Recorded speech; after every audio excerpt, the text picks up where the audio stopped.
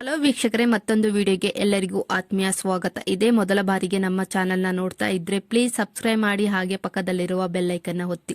ಭವ್ಯ ಗೌಡ ಅವರ ಬರ್ತ್ಡೇಗೆ big boss season 11ರ ಸ್ಪರ್ಧಿಗಳು ಯಾರೆಲ್ಲ ವಿಶ್ ಮಾಡಿದ್ದಾರೆ ಅಂತ ತಿಳ್ಕೊಳ್ಳೋಕೆ ಕುತೂಹಲ ಇದ್ದೇ ಇರುತ್ತೆ ಅವರ ಫ್ಯಾನ್ಸ್ಗಳಿಗೆ. ಹಾಗೆ ಭವ್ಯ ಅವರ ಬರ್ತ್ಡೇಗೆ ಮೊದಲಿಗೆ ವಿಶ್ ಮಾಡಿದ್ದು ತ್ರಿವಿಕ್ರಮ್ ಅವರು. ಅವರ ಇನ್ಸ್ಟಾ ಸ್ಟೋರಿಯಲ್ಲಿ ಅವರಿಬ್ಬರ ಫೋಟೋ ಹಾಕಿ ವಿಶ್ ಮಾಡಿದ್ರು ಹ್ಯಾಪಿ ಬರ್ತ್ಡೇ ಅಂತ. ಹಾಗೆ ಮುದ್ದು ಸೊಸೆ ಧಾರಾವಾಹಿ ಶೂಟಿಂಗ್ ಸೆಟ್ಟಿಂದನೇ ವಿಡಿಯೋ ಕಾಲ್ ಮಾಡಿ ವಿಶ್ ಮಾಡಿದ್ರು.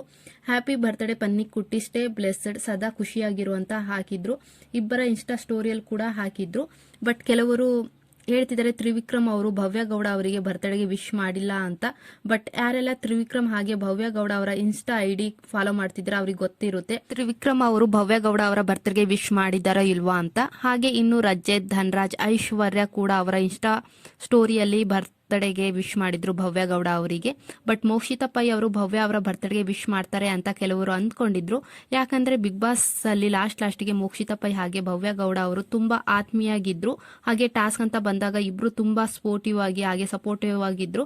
ಬಟ್ ಅದ್ಯಾಕೋ ಮೋಕ್ಷಿತಾ ಅವರು ಭವ್ಯ ಗೌಡ ಅವರ ಬರ್ತ್ಡೇಗೆ ವಿಶ್ ಮಾಡಿಲ್ಲ. ಹಾಗೆ ಇನ್ನು ಬಿಗ್ ಬಾಸ್ ಸೀಸನ್ 11ರ ವಿನ್ನರ್ ಆದ ಹನುಮಂತ, ಚೈತ್ರ ಕುಂದಾಪುರ, ಶಿಶಿರ್, ಧರ್ಮ, ಕೀರ್ತಿರಾಜ್ ವಿಶ್ ಮಾಡಿಲ್ಲ. ಹಾಗೆ ಅವರ ಕ್ಲೋಸ್ ಫ್ರೆಂಡ್ ಆದ ಅನುಷಾ ಗೌಡ ಕೂಡ ವಿಶ್ ಮಾಡಿಲ್ಲ.